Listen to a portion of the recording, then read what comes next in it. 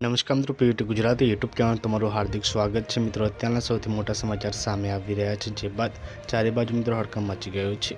ખૂબ જ મોટા સમાચાર છે, ખૂબ જ મોટી દુઃખદ ખબર સામે આવી રહી છે। જ્યાં મિત્રો મોટી ખબર સામે આવી છે, ફરીથી હવાઈ હુમલો, જેમાં કેટલા લોકોના મોત થયા છે। આપણે જણાવી દીધું મિત્રો, અહીંયા હજારો લોકોના મોત થઈ ગયા છે। ફરી એકવાર ઇઝરાયેલે લેબનાનમાં ફરી એકવાર મિત્રો હુમલો કર્યો છે।